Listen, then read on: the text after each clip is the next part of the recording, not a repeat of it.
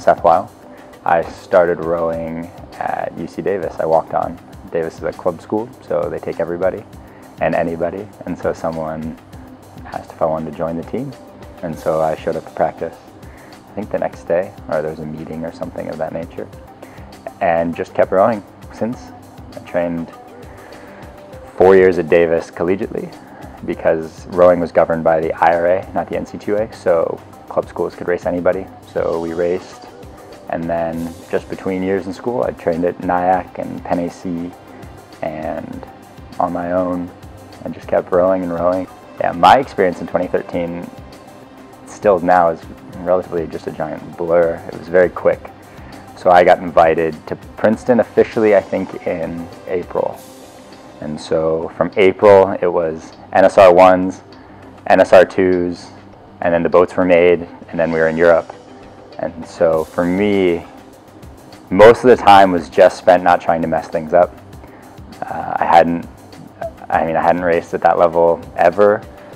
I'd never really spent that much time in a straight four particularly, and so thankfully I was treated very kindly. I had no real responsibilities other than to pull hard. In 2014, we had same lineup, or not the same lineup, same people in the four.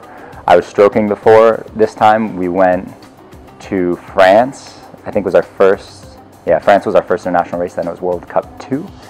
We were testing out the Worlds course which for this year. And I unfortunately got sick. I'm not sure what it was, but I was ill, and so another actually kind of similar experience, because I'd never stroked an international race this time, right? It was something new for me now. I was steering and trying to figure out all the logistics of the system, and then I got sick. And so again, I found myself in this position where I was actually just really grateful that I had the people around me that I did. Mike and Grant and Henrik and even the guys in the 8.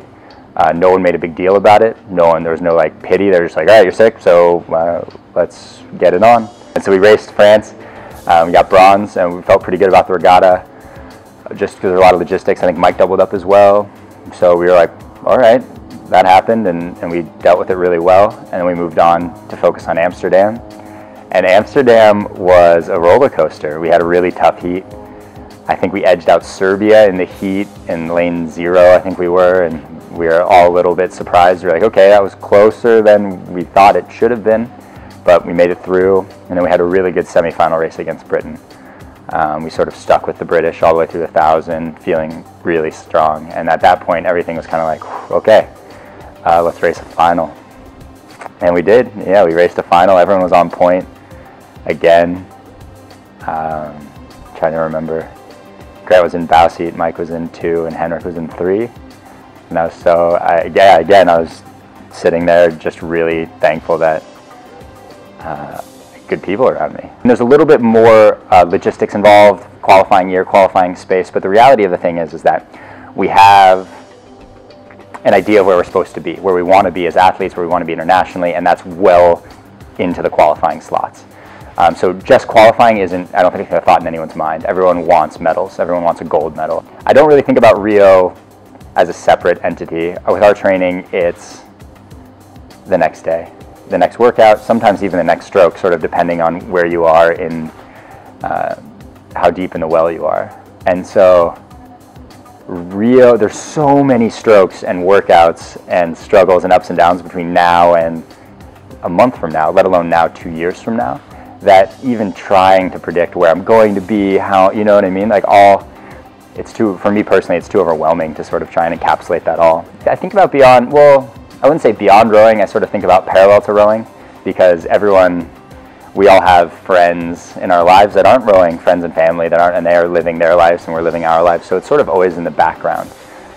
As far as I'm 27 right now, I'm going to turn 28 next month.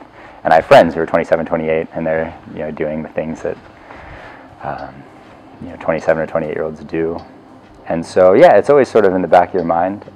I'm still pretty happy that I get to do this. I mean, it's such a cool opportunity. I get to travel and I get to race. I get to work out all day and get better at everything in a very structured environment. Like how well I'm progressing is a number. And I know I'm not going to get that anywhere else, really. And so it's a lot of peace of mind in that respect.